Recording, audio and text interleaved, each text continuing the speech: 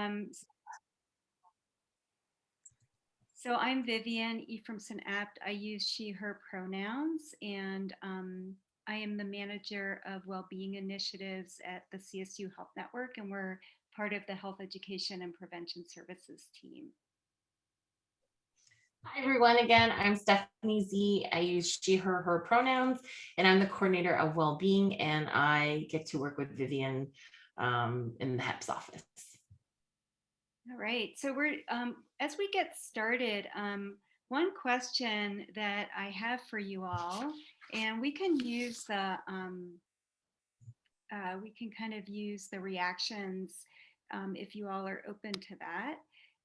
Is how many of you feel like you have a pretty good understanding of stress and how it works in your body? And if you do, you can do a thumbs up or something like that on the reactions tab.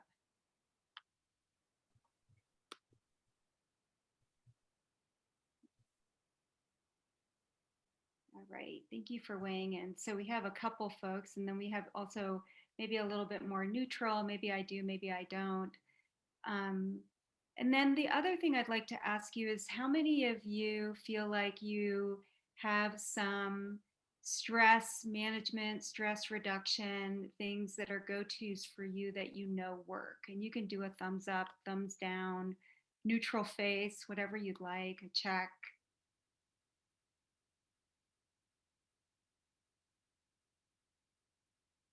Right, awesome. So we do also have some folks that feel like, yeah, I actually do have some things I can use. So our goal is to kind of cover how stress works in our bodies, sort of the impact of stress, as well as some ways to think about how to work with the stress that's in your life. You know, we can't always change some of the factors that cause us stress in our life, but we can often change our relationship to that. And we can also understand how to support our bodies through that. So that's what Stephanie and I will be covering today. And we hope you'll get a couple of ideas of how to think about that, as well as also a deeper understanding of what might be some stress indicators for you, like some like responses that your body is having, as well as signs in your life that maybe the stress is going over the point of what's actually manageable, and then what you can do about that. So, as a disclaimer, you know, even though Stephanie and I work with kind of the research around stress and stress management, we also deal with stress, right? And so we're going to be talking a little bit about some of the ways in which we understand our own stress, and then also what we do about it. We also want to just mention that we all come you know, with certain social identities that then actually interact with our environments. So some of the stressors I might experience, you know, based on my social identities might be very different than some of the stressors that you experience based on what your social identities are. So as you hear me talking about something, or Stephanie, please make that your own. Based on who you are and what the conditions are in your own life, and also your identities. So we just want to create some space for that, for you to be the expert of your own life as well. All right, so let's move on to the next slide. And excuse me, I have some allergies, so I might be sniffling a little bit. I don't know if any of you are reacting to the cottonwood and the pines in your environment. Okay, so what is the stress response? So the stress response is our mind and body's automatic reaction to a real or perceived circumstance in our life that requires a response or really an alteration in our behavior. So you can see this on a daily basis. You know, you wake up in the morning, you do certain things, and then you go to work, and then all of a sudden work presents, or school presents, certain challenges to you, and then your body is actually, and your mind is actually meeting those challenges.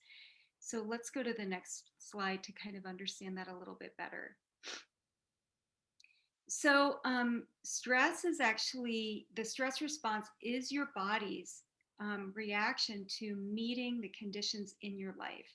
And so we often call this a performance continuum, where you might be in a situation where you're relaxed, you don't have a lot of things that you need to do, you can be pretty inactive or laid back. Um, and, you know, as we're looking at the stress continuum, this left side of this continuum might look at like it's a little bit too little stress for you to actually your body to kick into a performance. That's fine. We all need those times that we're resting, we're recovering, we're just sort of like kind of doing our thing. We don't have a lot of expectations around what we need to do, and that's fine. And then there's this point where there's sort of optimal stress. The resources that you have available to you, your body, your mind, your environment, actually meet the stressors that are facing you. So that could be that the schoolwork you're doing is at a manageable level, you feel focused, you're able to handle it. Could be that your workload is at a manageable level, you can meet the challenge of that, you have enough resources to do that. So we would call that the optimal stress level to meet performance. And then there's the point at which the stressors are sort of ongoing. The resources are starting to deplete. Your body is always in this sort of trying to meet the stress mode, and you're starting to experience exhaustion.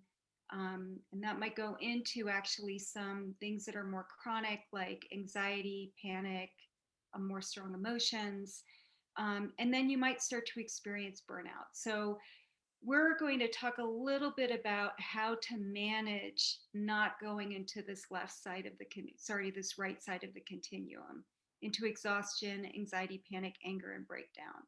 So, so these are the ways in which we might avoid chronic stressors and manage chronic stressors. So let's go to the next slide. So in this slide, what I'd like to just explain a little bit is our fight flight system, and also the ways in which our nervous system is geared up to meet the challenge. So what will happen when we experience a stressor, and we could talk about something tangible, and often what the tangible piece would be a stressor that's actually a physical stressor. So for example, if you're walking on a path in Fort Collins and all of a sudden from a distance you see something that looks like a large cat, say that, large cat, and all of a sudden your mind goes into, is this a mountain lion? So that's a perception, right? That animal that's far away from you appears to be a large cat, and your association is that this is a mountain lion and it is coming towards you. So your body is going to activate, and your body is going to activate by your heart rate is going to increase. You're going to start to breathe a little bit more quickly because, again, you're getting ready to meet this potential danger. Your pupils will dilate and your eyes will focus very clearly on what's in front of you that appears to be the thing that is a physical danger. You'll get a jolt of energy. Your blood pressure will go up. You'll get a flood of adrenaline. And then all your non-essential physiological things will start to dampen down. So your digestion will slow down. The other parts of your endocrine system that are not necessary, so like your reproductive system, some of those hormones will slow down. Your muscles will tense up. You will get ready to meet this challenge. You will be ready to fight the challenge, or you will be ready to flee the challenge. So this is our sympathetic nervous system activating. And we can see that in everyday stressors too, like too many things to do. We have the same response. We have to get somewhere, and all of a sudden the train comes through the middle of town, and we realize we're going to be late. We have a very similar response. We get emotionally activated. Our mind starts to figure out, how am I going to solve this problem? What am I going to do when I actually walk into the room? What am I going to do if I'm late for an exam? So our body responds in the very same way to some of these social, emotional, and other psychological stressors. All right. So the other part of our nervous system that I'd like to explain briefly is our parasympathetic nervous system. And this is a part of our nervous system that enables us to rest and digest. So it's a part of our nervous system that gets us ready for sleep. It is restorative. And in a moment, we're going to have an experience of where we're going to try to actually flip on our parasympathetic nervous system a little bit more. And we'll do that through an actual mind-body practice. So let me see if there's any questions right now. I've just described this pretty briefly. Any questions so far? All right, so let's go to the next slide. All right, this is a video actually, and it's Robert Sapolsky, who's from Stanford University, who's going to be just talking a little bit about what this looks like. So it's just sort of second version of this. That didn't work, huh?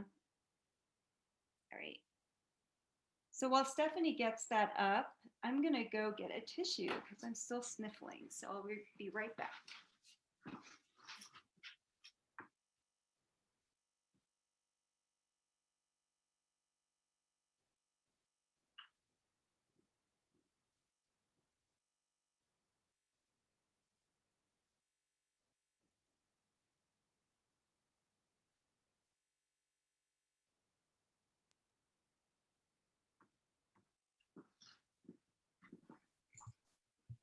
And it's at the 123 mark, right, Viviane? Yeah, I think so. Okay. All right, here we go.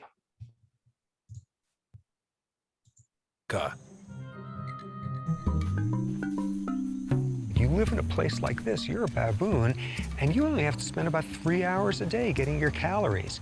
And if you only have to work 3 hours a day, you got 9 hours of free time every day to devote to making somebody else just miserable.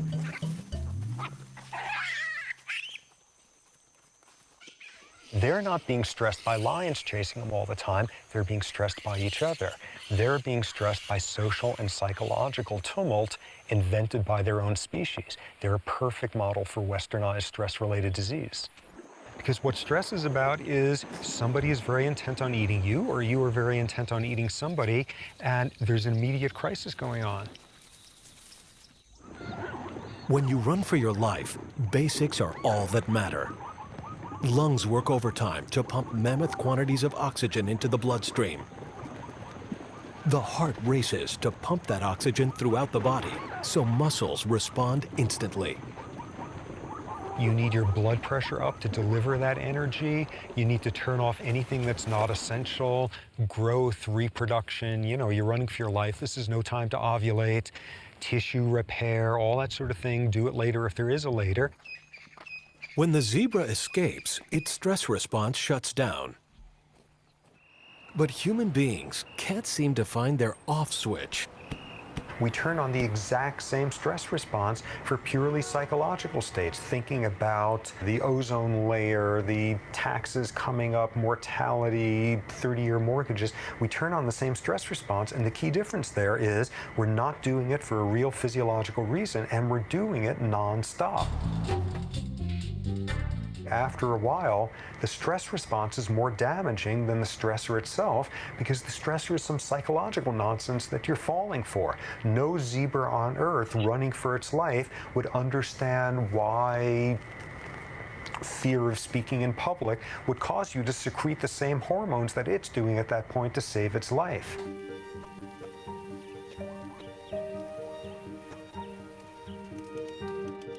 I'm studying stress for 30 years now, and I even tell people how they should live differently. So presumably I should have incorporated all of this, and the reality is, like, I'm unbelievably stressed and type A and poorly. Robert Sapolsky. If you have never seen some of his YouTube videos, he's kind of, he has a lot out there, so. All right. Thank you for showing that, Stephanie. So we're just going to do a practice to experience what it might feel like if we can actually impact our parasympathetic nervous system. So this is a practice called deep belly breathing. And as we do this practice, we're going to start with just noticing where your breath is right now. So, and this is an invitation like any of the practices that we do. So if you find this beneficial, please practice along with us. And if not, please do something else that's nourishing for you. So what we'd like you to do is place your hand on your chest and on your belly, and just take a moment to notice which hand is sort of rising and falling as you inhale or exhale. And you might notice that the hand on your chest is kind of more involved than the hand on your belly. You might notice that your belly actually is more rising and falling, or that it's actually a little bit even.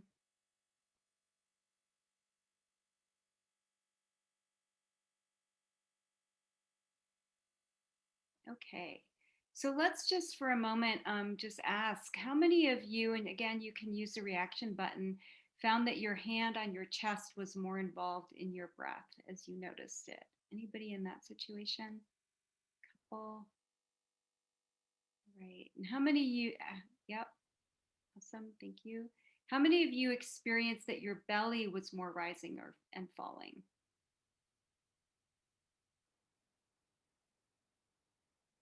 Wonderful. So we have a couple people that have said that too. It's okay to put that in the chat too. And then how many of you are about even? Anybody about even?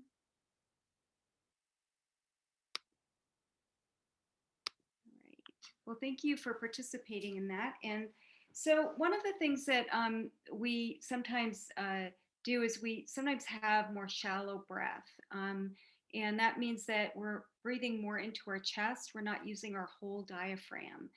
And even for those of us that actually noticed that our belly was rising and falling, we might not be using our whole diaphragm to take in as much, you know, air and release as much air from our lungs as possible. So what we're going to do for the next couple of moments is actually encourage our body to do some deep belly breathing.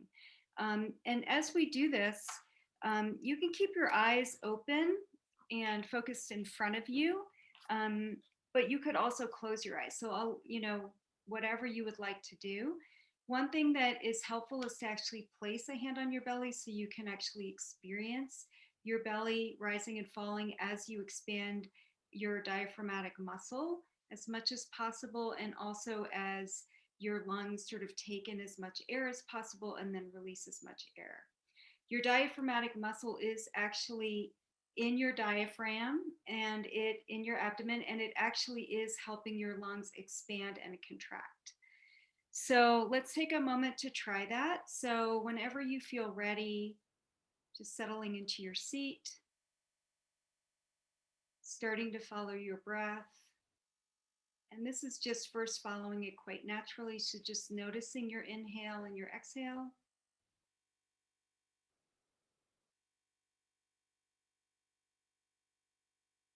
And then slowly and naturally encouraging yourself to breathe in a little bit longer.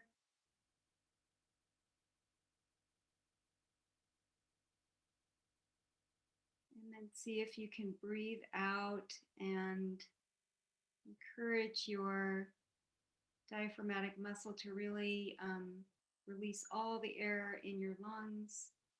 And then again, taking a full breath in and a full exhale. So continuing at your own pace.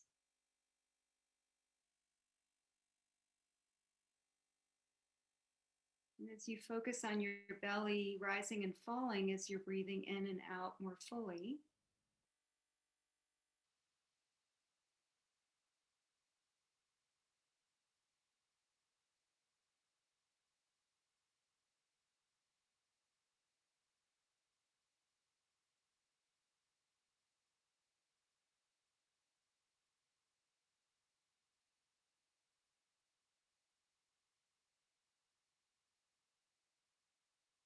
You might notice that your breath is slowing down a bit.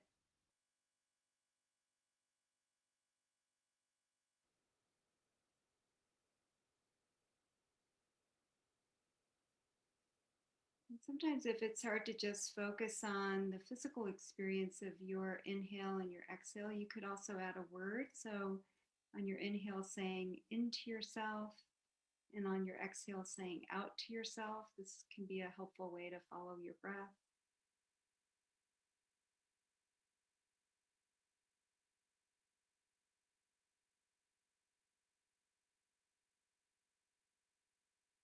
some point you sigh, that's fine. Or yawn, that's your body regulating.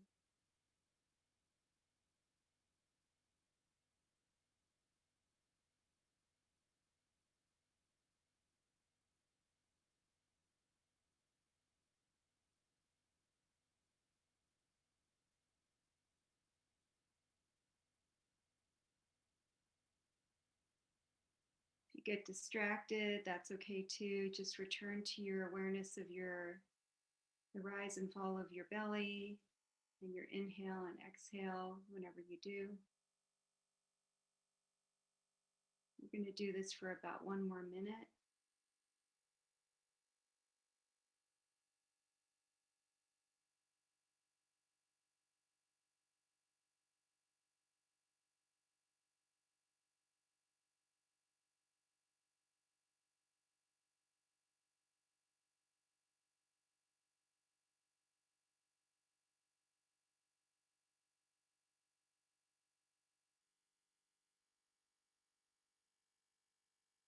Okay, we're going to come to the close of this practice in a moment. So just taking a couple more breaths with this awareness.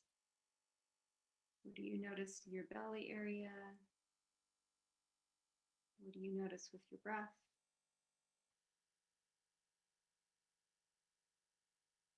All right, so feel free to move a little bit as you come out of this practice. We're going to ask in the chat for you to let us know, how do you feel after this practice? Do you feel sleepy? Do you feel more alert? What are you noticing? Feel free to chat what it was like for you.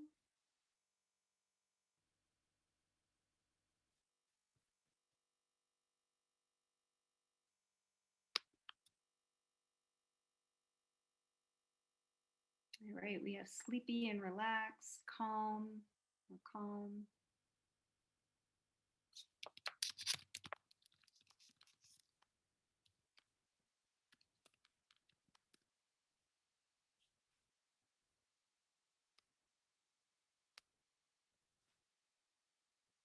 Centered, sleepy, clearer and more present. Wonderful. Yeah, sometimes it does help to have a voice guiding us. Can help us stay focused. Any other things you might like to share? Folks relating in. Sometimes I have a good voice for people, sometimes I put people to sleep. So, which is also okay. All right. Well, thank you for choosing to participate or not, depending on what was going on for you. But this is an example of our ability to actually do a simple practice with our body that encourages us to help ourselves.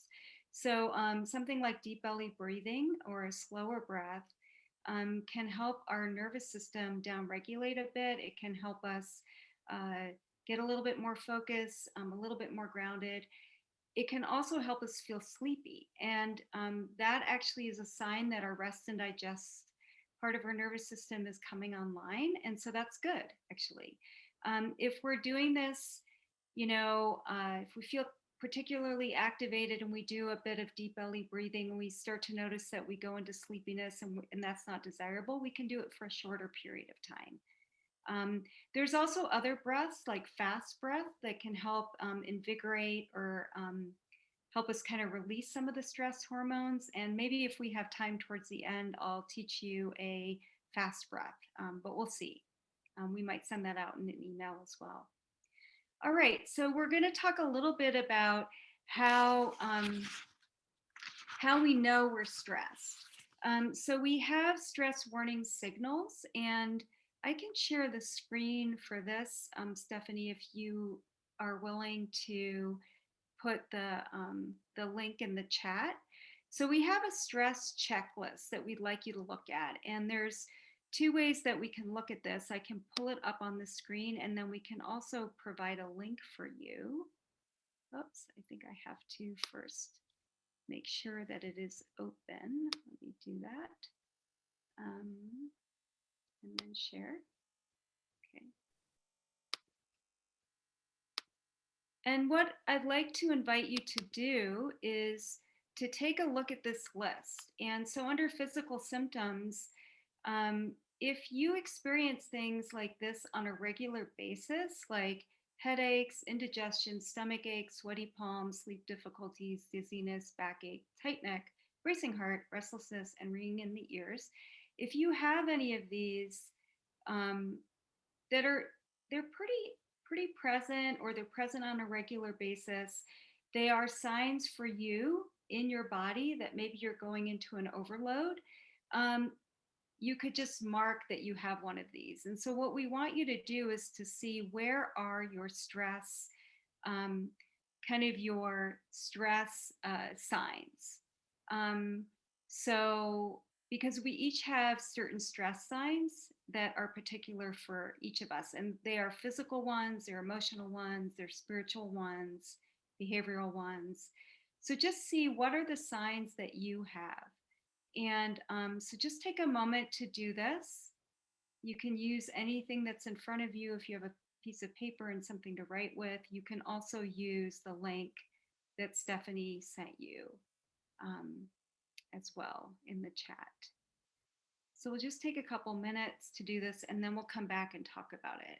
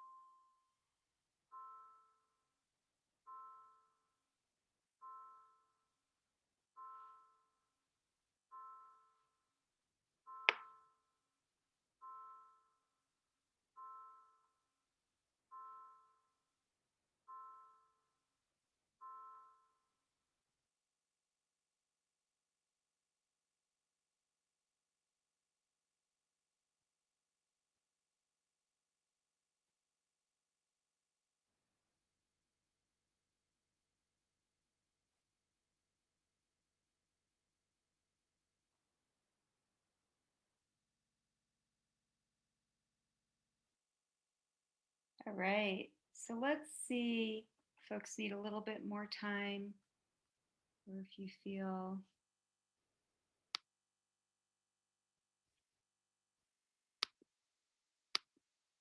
anybody needs more time, let us know. All right, I'm going to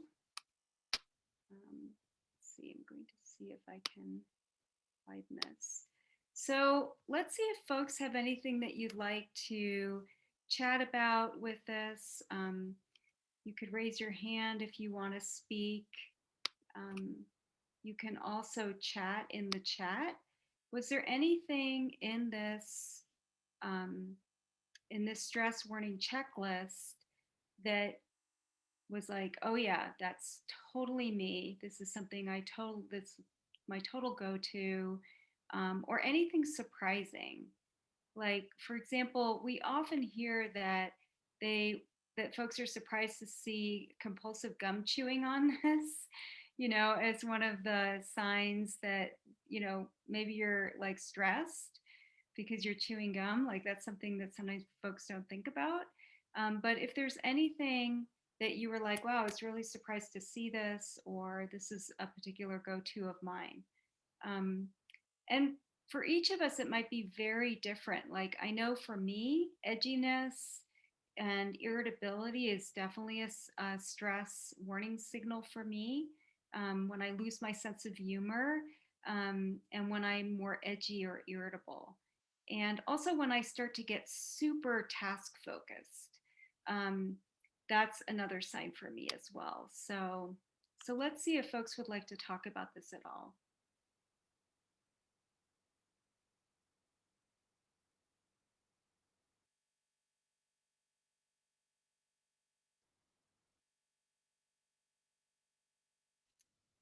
All right.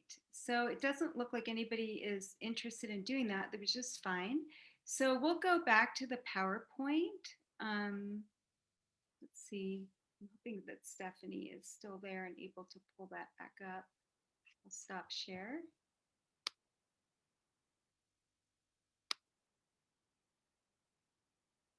Oh, sorry, I missed the chats. I apologize about that.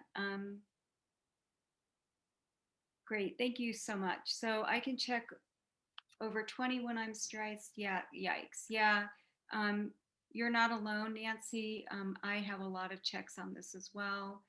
And it looks like Stephanie is also saying that. And yeah, and Cheryl, you're noticing that the stress response seems to be more physical. And yeah, massage is good. Yes, it is. Oh my gosh, that can be so helpful. And so can moving our bodies, even on a a more periodic basis, like taking breaks every hour to stretch and kind of loosen things up. All right, so let's move on to the next slide. How do you know when you're the next one after that? So we want to talk about two major ways that we might cope. So one way is to actually um, focus on the problem and actually focus on, are there any solutions to the stressor that is in our life?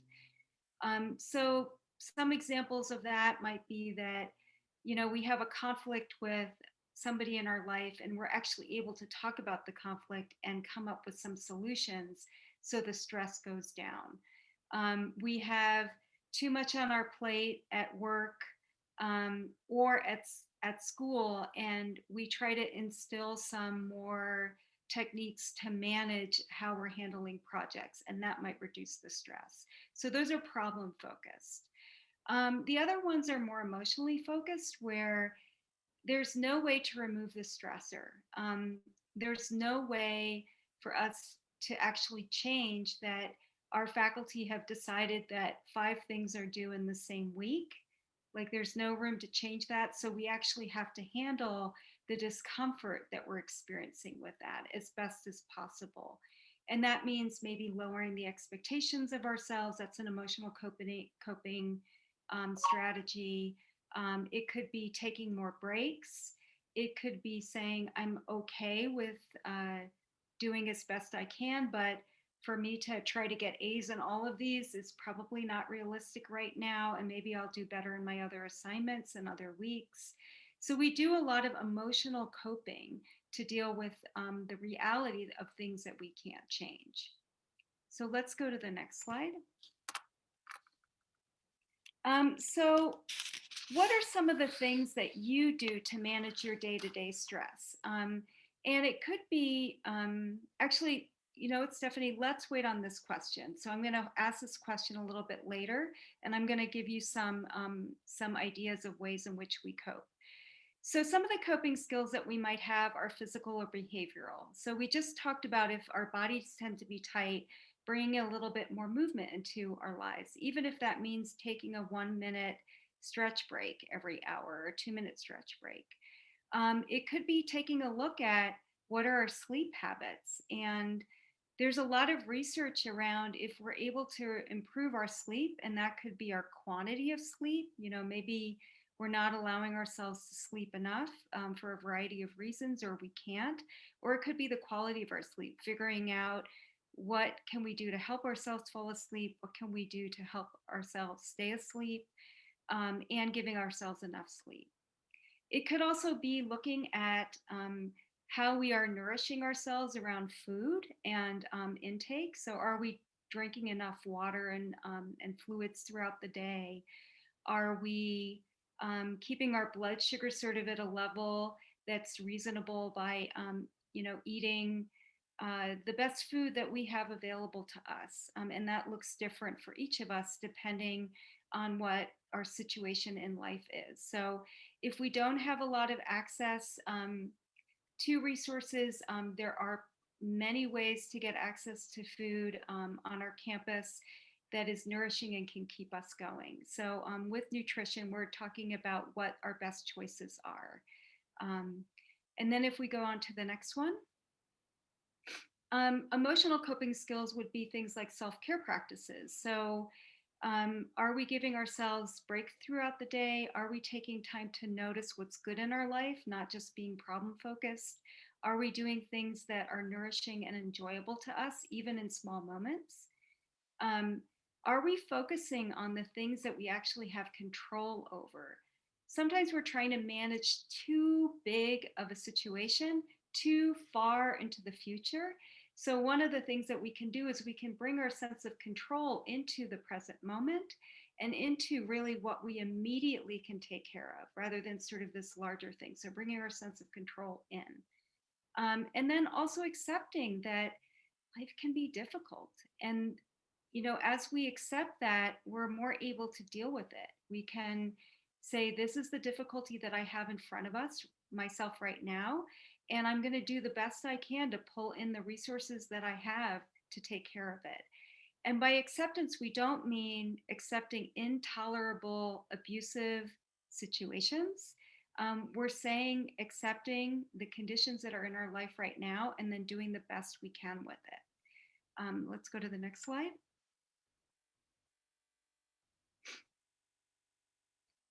And then coping skills as far as, leaning into our collective. So a lot of stress management is about collective care. It's about really looking at, what supports us in our life. And that can be our social circles. It can be our relationships, more of our close interpersonal relationships. It can be anything that brings us purpose and meaning, or a sense of that we're a part of a greater whole. So we might call that more of a spiritual orientation. Our support systems are more than just people. They can be nature, they can be animals, they can be memories, they can be a lot of things. So what supports us, the systems of support that we have around us, they can be internal resources. Like we're good at something and we go out and we do that thing every day and we get a sense of purpose. And even when things are difficult, we notice that we have a sense of purpose and meaning because we have some strengths. So those coping skills can be social, relational, and more in the aspect of spiritual or purpose and meaning. Let's move to the next slide. We can also take a look at our coping skills that are cognitive. So what are the attitudes and perceptions that we're working with? What are the stories we're telling ourselves? And how does that impact our internal dialogue? So one of the things that is well researched is that if we can bring, and this is an example of a cognitive shift, if we can bring more self-compassion and compassion into a situation, if we can relax our, for some of us, unrelenting high expectations or perfectionism, we actually stay in the game a little bit longer.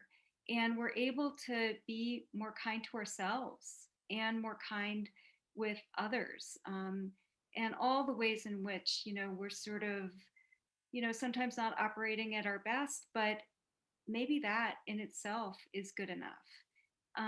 So some of these attitudes and perceptions that can help give back a little bit more power to ourselves and reduce the stress can be hugely helpful.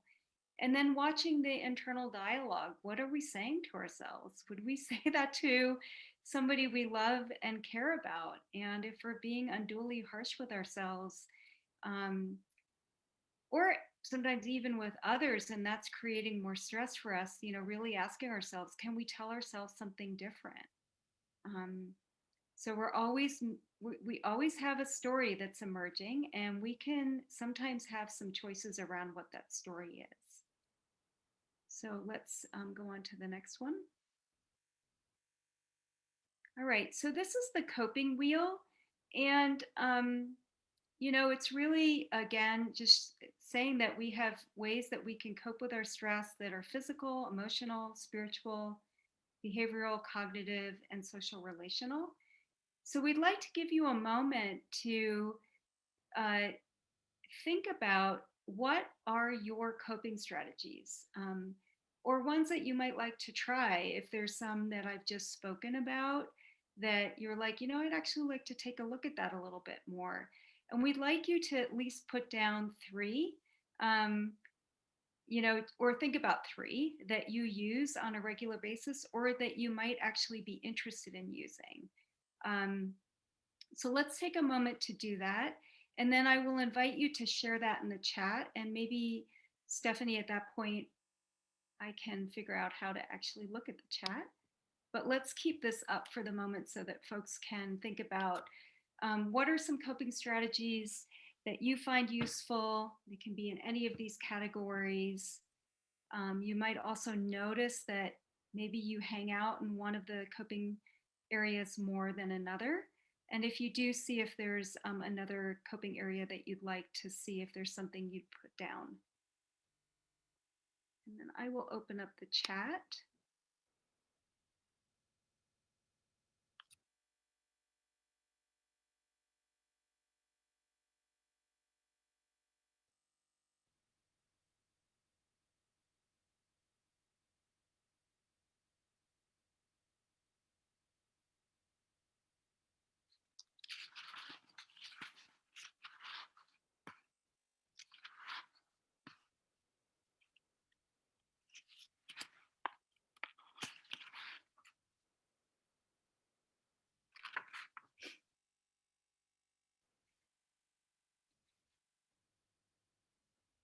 All right, so folks are sharing some of their ideas of how they cope. So thank you for doing that.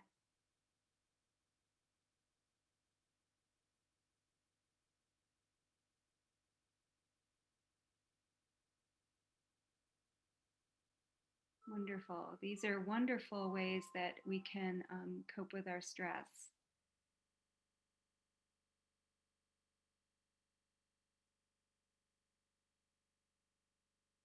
Yeah.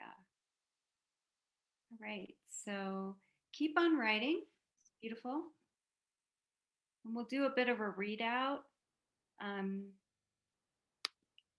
because some of these are ones that we might want to borrow into our own lives.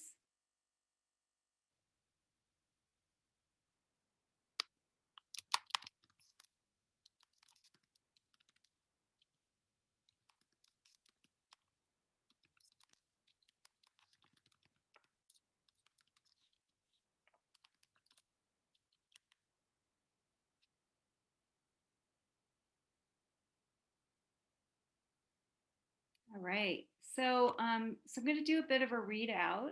So box breathing is wonderful. That's one of the breathing techniques that can really help us regulate our nervous system. Reaching out and sharing where I'm at. Yeah, so friending. Friending is a huge way that we can help our social engagement system. When we engage our social engagement system in a way that's nourishing to us, that can help our nervous system with stress. Prioritizing, and then sensory grounding exercises can be wonderful to actually ground into the present moment and to know that like we're with our bodies and also with the environment. Walking, any sort of movement, sitting outside, being in nature, and watching fun TV, things that we enjoy. Walk, mow the lawn, also wonderful. Spend time with close friends, again, social. I use exercise often to cope with physical. Working out to music specifically reduces my stress immensely. Yeah, so music can be, and listening to things can be hugely regulating. Um, it's also really funny that, and I don't know if any of you have heard this, but sound actually arrives at our eardrum and it like moves it. So sometimes sound can also be experienced like touch, where we don't feel so alone when we're listening to sound. Reaching out to others, journaling or visioning, taking time to reflect. And visioning also is like, what direction am I going in? That can really lift us up. listening to audio guide for mindfulness. Yeah, so sometimes it's helpful to have somebody supporting us through a reflective practice. Walking away and giving myself time to process, it's wonderful, increasing the spaciousness. Short Bible study and prayer time, and then go for a walk or go to the pool.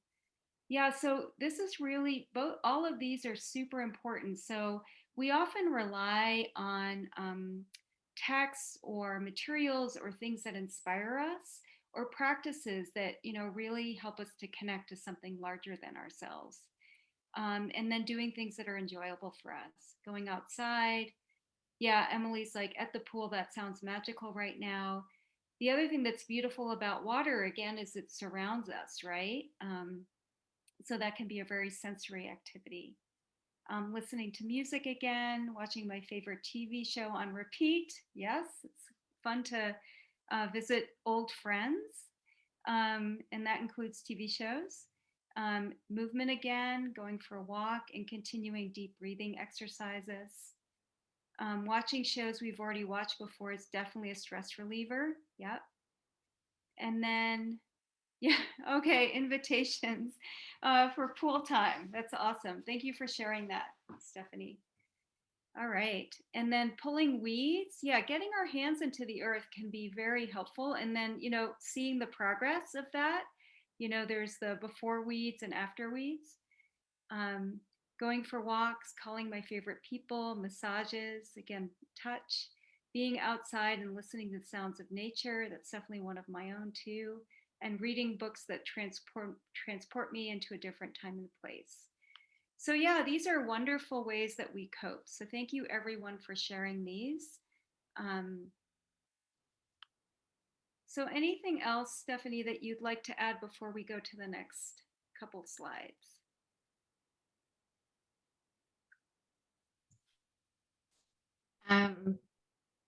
No, I think just to reiterate what you said at the beginning, that everyone has a different way of coping with stress. And so for some people, like, I don't know, like filing paperwork for some could just be like enjoyable because it's just a mindless like organizing, and for others it could be like it's not, far from what they would find stress relieving. So I just think I think it's interesting to read what people really enjoy and go to, and things that are like, oh yeah, that resonates with me or not. Like the rewatching shows. A friend of mine makes fun of me because he says I never watch anything new. And I've read about it. I'm trying to find it on social media right now, but there is a study that shows like people who are anxious, like rewatch shows they've already watched before, because I think there's something in like less anxiety inducing, because you already know what's happening. I'm going to find the post and I'll post it in the comments, but that just really resonated with me. Oh, that's fascinating. I haven't heard that before, and it makes sense to me. And yeah, I really resonate with what you just said, because one thing that I didn't add is that singing and dancing and making art are huge stress relievers for me. But for other folks, they would be like, I don't want to do that. So, yeah. So we're going to go into a couple more things. I think I'm going to skip the practice right now, Stephanie, and then we'll do that at the end if we have time. So we're going to go into some resources. And I don't know if you saw this, but there's little things in the slides. Can you go back to one of the former slides, Stephanie? So the artist on the right-hand side is me. So that's one of my stress relievers. And Stephanie gave herself a bonsai tree. So. Yeah, I really like plants a lot. And I read somewhere where if you get a plant, a trick would be to name the plant after yourself, so that when you talk to your plant, and greet it every day, like, hi, like you're looking really green today, or are you thirsty? In some ways, you're also giving yourself that positive like messaging. And so I find myself, I'm very nice to my plants, but not to myself. So I think that was very helpful. That's why I chose my bonsai. So this is a great practice. It's called STOP. So Viviane and I, we co-facilitate mindfulness groups during the year that students can sign up for. We really recommend it. And one of the practices we introduce is this stop. And we have dots that we would hand out if we were in person.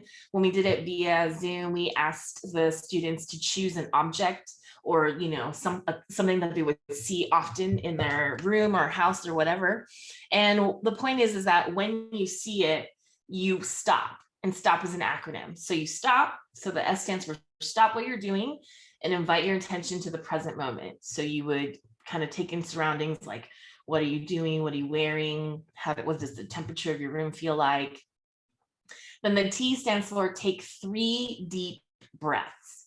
So that's when you can practice the belly breathing that Viviane just taught you. Or I know some folks tend to exhale for longer, but taking 3 deep breaths. So follow your breath as it enters and exits your body. O stands for observe your experience. So notice any physical sensations, thoughts, and emotions that may be present. So for those of you that were in the morning session, right, that would be the C for COVID, call it what it is. But like, yeah, you're noticing. You're not, the key thing is you're not applying any judgment or evaluation, but you're noticing how you're feeling. So you might be like, my chest is tight. I know that I'm anxious about presenting in 15 minutes, right? Or I'm having a negative thought about myself because of something that feedback I got. You're just noticing it. You're not berating or anything.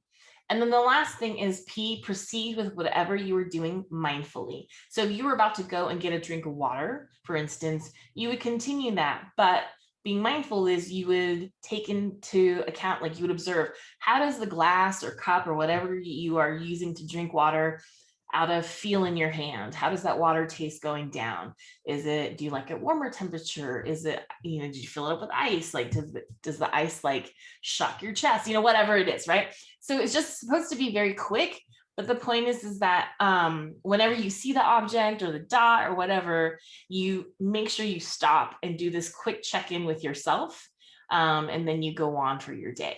If you don't have time to do the deep belly breathing, or again, if you're in the morning session, the 5-minute body check-in I did, you can do this stop practice pretty quickly, you know, anywhere where you are. And it helps to kind of just take into account doing a check-in with yourself to see where you're at.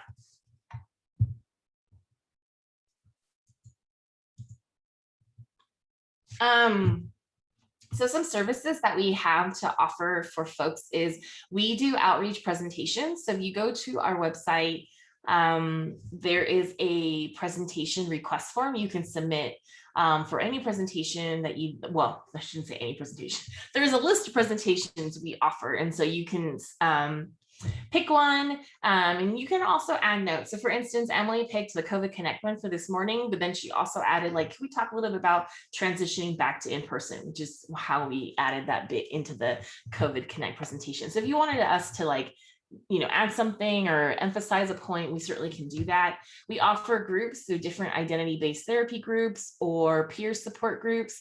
For instance, I co-facilitate Story Circle, which is in partnership with the Asian Pacific American Cultural Center. We meet every other week for folks to just come together and process. Doing individual counseling. We do also online virtual. There's updated resources for students. So there's a PDF version. So that's great. We encourage faculty and staff to click on that, include in your syllabus or whatever to offer to folks. We also have a lot of digital tools. So we have You at CSU, which is available on RamWeb. I know, even though it's for students, and I know there's a staff and faculty one that will soon maybe come out, I still go into the student one just because, right, we all have RamWeb logins.